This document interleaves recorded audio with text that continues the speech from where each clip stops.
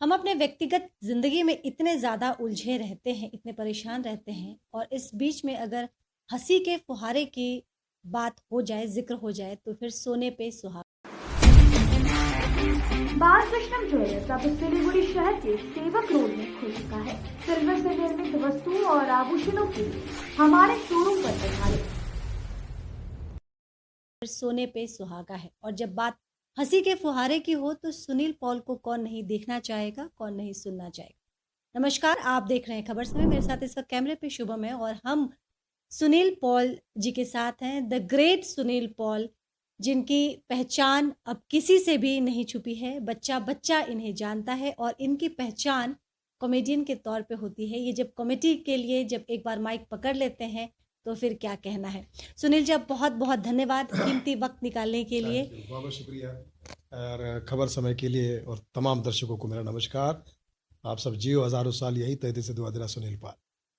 वाह, तो यही आपकी पहचान थी और आपने बिल्कुल याद दिला दी। जो हमें आपको टीवी में देखते थे तो वो सारी जो मेमोरी है वो ताज़ी हो गई। अब जैसे एक युग था जब आप लोग कॉमेडी, जो आपके जनरेशन के टाइम में जब इसकी शुरुआत हुई थी, कहे एक तरह से शुरुआत इसकी बात करते हैं, लेकिन अब जो यंगस्टर जो इस जनरेशन के हैं, आप लोग जब कॉमेडी करते थे तो आप लोग खुद को टारगेट करते थे। व्यंग जो होता था या हंसी मजाक के पात्र खुद को बनाते थे, या फिर आंटी होती थी या धर्म पत्नी होती थी, ये तमाम चीज़ें होती थी। लेकिन अब जो कॉमेडी किया जा रहा है उसमें कटाक्ष किया जा रहा है, क्या कहना चाहेंगे आप? दौर के हिसाब से हर चीज़ बदलती है। अभी जैसे आज हम देखते हैं कि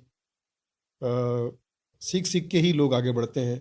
हमने किसी और से सीखा या हमसे कोई अगर देखकर कुछ नया कुछ कर रहा है, तो मैं तो हर चीज़ में परिवर्तन समझता हूँ। आपके पत्रकारिता में परिवर्तन आ गया है। पत्रकारिता पहले पढ़ने वाली चीज़ थी, सुनने वाली चीज़ थी, अब सिर्फ देखने वाली चीज़ रह गई है, और देखने में भी अब एंटरटेनमेंट वैल्यू उसमें जुड़ गया है। तो ऐसे ही हर जगह पे, हर प्रोफेशन में कुछ अलग अलग बदलाव आए हैं। कुछ उनके सुविधा के हिसाब से है, कुछ दर्शकों की सुविधा के हिसाब से है। लेकिन मैं समझता हूँ कि आज हर वर्ग के लिए, हर दर्शक के लिए उसकी अपनी खुराक है।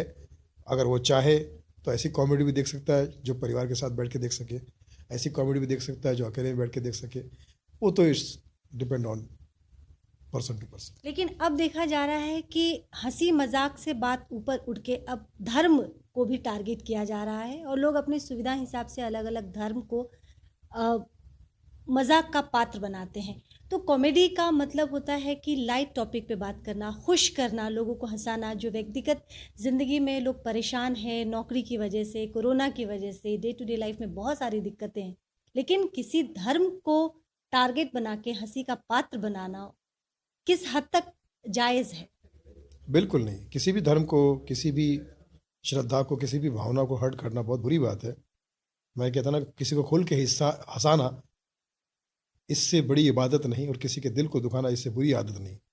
तो कोई अगर ऐसा कर रहा है तो प्लीज़ उसे सुधारे, मजाक करे, भरपूर मजाक करे, अच्छे जोक करे, हेल्दी जोक करे, दिल, दिमाग, आंखें, आवाज़, नेचर, नीयत और कंटेंट एकदम साफ रखे, दर्शकों को अपना परिवार समझे, और तभी अपना जोक करे। और तो मुझे लगता है कि उसमें कोई प्रॉब्लम नहीं होगा। लेकिन जहाँ सेंटिमेंट हर्ट होते हैं, जहाँ धर्म की बात आती है, धर्म चाहे कोई भी, किसी का भी हो, रिस्पेक्टेड है मेरे लिए। मैं तो कहता हूँ कि हिंदू, मुस्लिम, सिख, ईसाई, हम सब है भाई भाई। मिल के लड़ेंगे नफरत की लड़ाई, और नफरत को देंगे दुनिया से विदाई। आप लोग के टाइम में ज़्यादा सुर्खियाँ होती थी, ज़्यादा तालियां बजती थी, या अब के जनरेशन को ज़्यादा तालियां मिल रही हैं? तालियों के साथ गालियां मिल रही है। एक मैंने भी कई बार सुना है, राजू श्रीवास्तव जी रहे हैं, आप रहे हैं, कई और कॉमेडियन रहे जिनकी हम काफ़ी ज़्यादा रिस्पेक्ट करते हैं, और तालियों की गड़गड़ाहट मंच पे आने के साथ, शब्द बोलने के साथ ही गड़गड़ाहट शुरू हो जाती थी। लेकिन अब के कॉमेडियन को तालियों के साथ गालियों का भी सामना करना पड़ रहा है। मैंने कहा ना कि अलग अलग माध्यम है। जैसे टीवी पे अलग कॉमेडी की जाती है, फिल्मों में अलग कॉमेडी की जाती है, सोशल मीडिया पर अलग कॉमेडी करते हैं, हम लाइव शोज करते हैं, तो हमारे प्रोग्राम को देखने के पूरा परिवार आता है, तो हम उसका पूरा ध्यान रखते हुए करते हैं। तो सबका अलग अलग वर्ग है, अपना अपना दर्शक है। दर्शकों के हाथ में, दर्शक के माई बाप है, दर्शक ही सब कुछ, सबसे बड़ी ताकत दर्शक है। ये चाहे तो तख्त बदल दे। लेकिन कुछ तो बात है कि आज भी सुनील पॉल को लोग भुला नहीं पाए हैं। ये वही मैं कह रहा हूँ ना कि हमने दर्शकों को अपना हमेशा माई बाप समझा, स्टेज को पूजा की और परिवार समझा और दिल दिमाग आंखें आवाज़ नेचर नियत और कंटेंट लेके हमेशा साफ सुथरा लेके मैं पहुंचा हूं।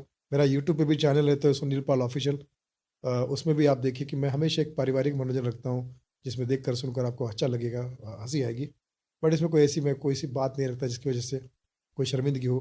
मैं हर वक्त यही इसी जोन में रहता हूँ कि कोई भी बात मेरी परिवार का बंदा सुन रहा है, पारिवारिक बंदा सुन रहा है। सुनील जी, आप सिलीगुड़ी आए हैं और सिलीगुड़ी को कुछ फुहारे ना दे के जाए, हंसी के कुछ ठहाके ना लगे तो ये तो जाती होगी लोगों के साथ, और आप जाती करेंगे नहीं, हमें यकीन है। भाई सिलीगुड़ी में तो बात में ही एक फन है, सिली सिली और गुड़ी गुड़ी बातें करूंगा आज मैं। यारा सिली सिली गुड़ी में रात का हंसना, यारा सिली सिली सिली गुड़ी गुड़ी रात का हंसना, ये भी याद रहेगा क्योंकि आपके दिल में है बसना, हंसना। यस। अच्छा, एक और सवाल कि जो युवा पीढ़ी इस आगे बढ़ना चाहती है, लोगों की खुशी का ज़रिया बनना चाहती है, क्योंकि आज के दिन में सबसे ज़्यादा अगर कुछ मुश्किल है तो लोगों को हंसा पाना। बहुत सारी कठिनाइयाँ, बहुत सारी चुनौतियाँ हैं, बहुत सारे असमंजस में लोग रहते हैं। ऐसे में किसी को हंसाने की जिम्मेदारी लेना ये बहुत बड़ी बात है। तो उन युवा पीढ़ी को आप क्या मार्गदर्शन देना चाहेंगे? तालियों के साथ गालियाँ भी वाली, या फिर आपके वाली जहाँ लोग खुद को टारगेट करके खुद पे खुद का मजाक बना के लोगों को हंसाते हैं, क्या कहेंगे? देखिए, मैं यही कहूँगा कि आप जब भी दर्शकों के सामने जाते हैं आपको ये समझ में आना चाहिए कि दर्शक माँ बाप है, वो हमारा परिवार है, वो हंसते हैं तब हमारे घर बसते हैं, हम हंसाते हैं। ये ज़रूर मुश्किल काम हो सकता है, लेकिन दर्शक अपना वक्त निकाल के यहाँ आते हैं और हंसते हैं, ये हमसे ज़्यादा मुश्किल काम करते हैं।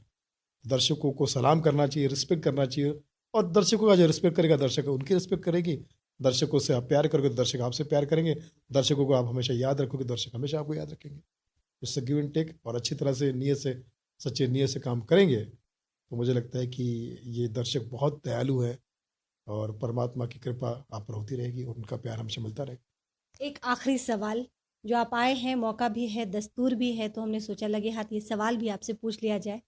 अब के जो कॉमेडियन है, कहीं ना कहीं उसमें सरकार का भी इन्वॉल्वमेंट रहता है, जो कि समय समय पे ये कॉमेडियन, जो स्टैंड अप कॉमेडियन है, वो व्यक्त भी करते हैं अपनी कुंठा को, लेकिन वहीं एट द सेम टाइम वो किसी भी व्यक्ति विशेष को टारगेट करते हैं। इस पे क्या कहेंगे? सरकार का हस्तक्षेप सही है कॉमेडियन के इस देखा जाए? ये अगर चीज़ सही है और आप एकदम करेक्ट कर रहे हैं, जिसमें किसी की भावना आहत नहीं हो रही है और सरकार से फिर सवाल कर रहे हैं, तो वो तो आपका मूलभूत अधिकार है। बट कहीं ना कहीं अंतर्राष्ट्रीय मंच पे जाके मुखौल बनाना, अपने वतन का मजाक बनाना, इस पे भी आपका हम राय जानना ये तो चाहेंगे। बिल्कुल ही गलत है, क्योंकि आपको जो भी प्रॉब्लम है अपने घर से या वतन से, आप बिंदास बोलिए, पूरा हक है आपका, सरकार से सवाल कीजिए।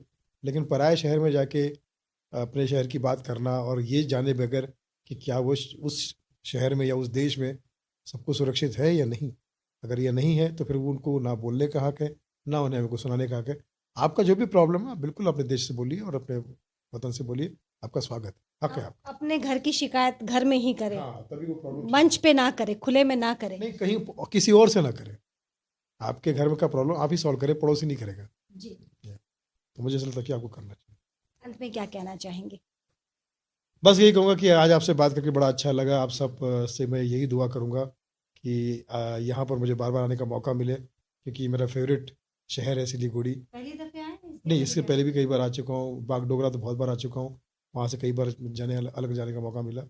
ये ऐसा प्रांत है कि ये नेचर की गोद में है, और यहाँ पर आकर आपके मन से सारे आकार विकार, सारे बुरे विचार सब निकल जाते हैं और एकदम तन मन से आदमी स्वस्थ हो जाता है, जबकि मैं हो चुका हूँ। और मैं अब मुझे लगता है कि मैं धन्यवाद करना चाहूँगा हमारी पूरी टीम का कि और सिलीगुड़ी वालों को कि जिन्होंने मुझे यहाँ आने का मौका दिया।